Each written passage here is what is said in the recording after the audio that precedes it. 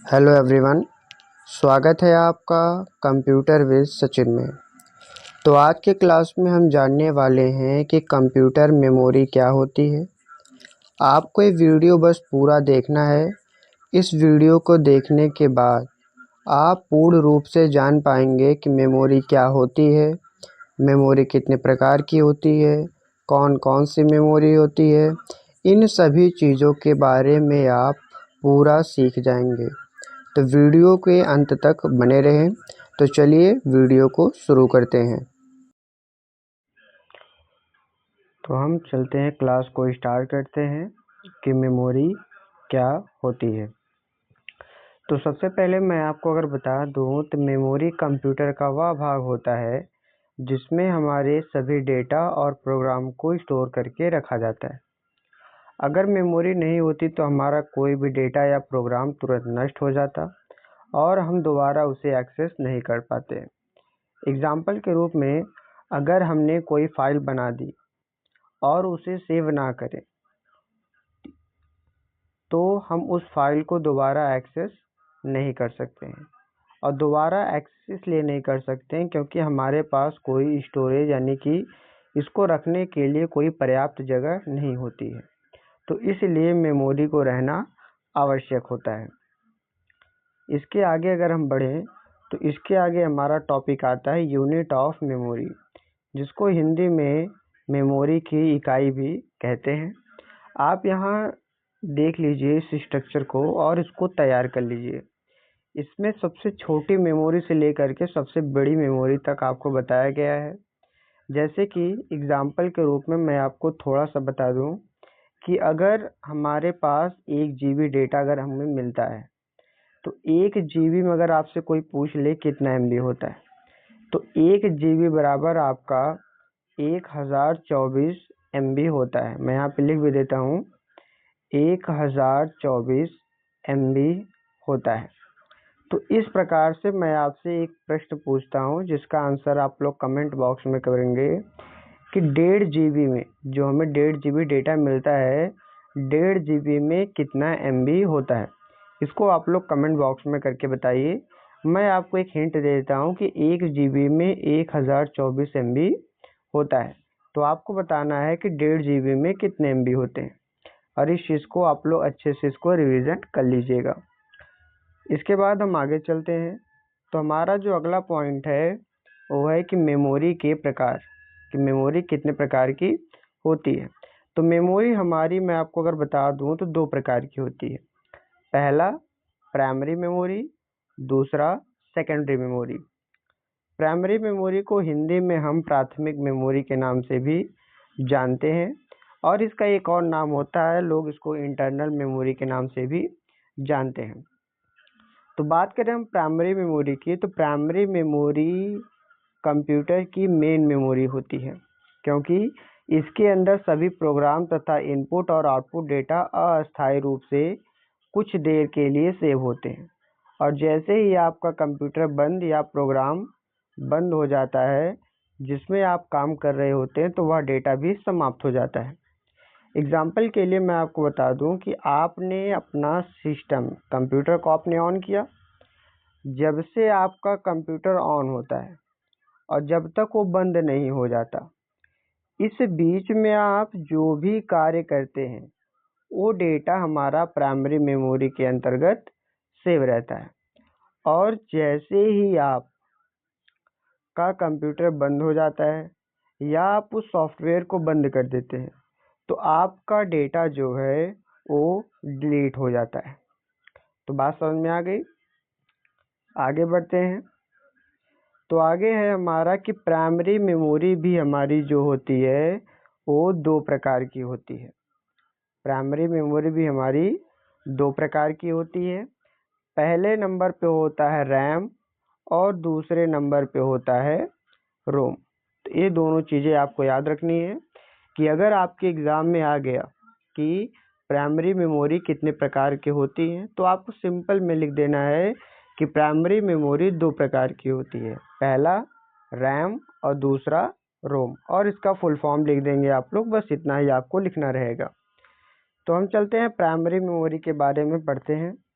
तो primary memory जो में हमारा जो रैम है, तो रैम की हम बात करें तो रैम अस्थायी मेमोरी होता है, क्योंकि जब हम कंप्यूटर में कोई भी डेटा या प्रोग्राम इनपुट करते हैं तो यह कुछ समय के लिए उस डेटा को सेव रखता है, और जैसे ही बिजली चली जाती है या फिर कंप्यूटर बंद हो जाता है तो वह डेटा भी नष्ट हो जाता है। यानी कि रैम के अंतर्गत हमारा जो डेटा रहता है वो कुछ ही समय तक स्टोर रहता है, उसके बाद कंप्यूटर बंद होने के बाद हमारा डेटा कंप्लीट रूप से डिलीट हो जाता है। आगे चलते हैं। तो रैम मैं आपको बता दूं तो रैम हमारा कुछ इस प्रकार से होता है। आप देख सकते हैं रैम हमारा कुछ इसी पार्ट्स होता है, और इसको ये जो हिस्सा आप देख रहे हैं येलो कलर का, इसको हम अंदर इसको सेट करते हैं। इसमें कुछ थोड़ी सी चीज़ हम और नॉलेज ले लेते हैं कि जब हम किसी भी डेटा को कंप्यूटर में इनपुट करते हैं, यानी जब भी आप कीबोर्ड या माउस के थ्रू कोई भी कंप्यूटर को इंस्ट्रक्शन देते हैं तो सबसे पहले डेटा रैम में जाता है। तो रैम का पूरा नाम क्या होता है? Random access memory. तो सबसे पहले रैम में जाता है और उसके बाद सीपीयू अपने आवश्यकता के अनुसार वहां से प्राप्त करता है, इसीलिए इसे अस्थायी मेमोरी कहते हैं। मैं आपको बता दूं कि जितनी ज़्यादा क्षमता वाले रैम आपके कंप्यूटर में होगा उतना ही फास्ट आपका कंप्यूटर वर्क करेगा। तो रैम का एक बहुत ही महत्वपूर्ण योगदान इसमें है, जितना ज़्यादा एमबी का या जीबी का आपके सिस्टम में रैम लगा रहेगा उतना ही ज़्यादा फास्ट आपका कंप्यूटर चलेगा। एग्जाम्पल के रूप में अगर 2 GB का अगर आपने लगाया हुआ है तो नॉर्मल काम करेगा, 4 GB का लगाया है तो और स्पीड बढ़ जाएगी। जितना ज़्यादा रैम होगा उतना ज़्यादा ये बढ़िया से आपका चलेगा। और रैम की अगर हम बात करें तो रैम भी कई प्रकार के होते हैं। एग्जाम्पल के रूप में मैंने थोड़ा सा यहाँ पे एग्जाम्पल लिख रखा है, dynamic RAM, synchronous RAM, static RAM, इस प्रकार से कई प्रकार के रैम भी होते हैं। इसके बाद दूसरे नंबर पे हमारा आता है रोम। तो रोम को आप लोग देख सकते हैं, तो रोम हमारा कुछ इस प्रकार से होता है। तो रोम का जो पूरा नाम होता है रीड ओनली मेमोरी। तो रीड ओनली मेमोरी से इसमें पता स्वयं चल रहा है कि ऐसी मेमोरी होता है जिसका इस्तेमाल किसी भी डेटा को रीड यानी पढ़ने के लिए किया जाता है। मैं आपको बता दूं कि यह एक अस्थाई मेमोरी है। रैम अस्थाई मेमोरी था और ये अस्थाई मेमोरी है। इसीलिए जब बिजली चली जाती है या प्रोग्राम बंद हो जाता है जिस पर हम काम कर रहे होते हैं तो वह या डेटा उसके अंदर अस्थायी रूप से सुरक्षित रहता है, कोई डेटा नष्ट नहीं होता है। तो मैं आपको छोटा सा एक चीज़ बता दूं, अगर तो जो हम रैम, मैं आपको यहाँ लिख कर पे आपको कुछ चीज़ें समझा देता हूँ। जो हमारा रैम होता है, रैम जब तक हमारा कंप्यूटर ऑन रहता है या प्रोग्राम ऑन रहता है तब तक हमारा डेटा सेव रहता है, उसके बाद डिलीट हो जाता है। बट रोम में अगर हम रोम की बात करें तो रोम में हमारा डेटा सेव हो जाता है, यानी कि कंप्यूटर ऑन या ऑफ होने से उसको कोई फर्क नहीं पड़ता है। तो चलिए अब आगे चलते हैं।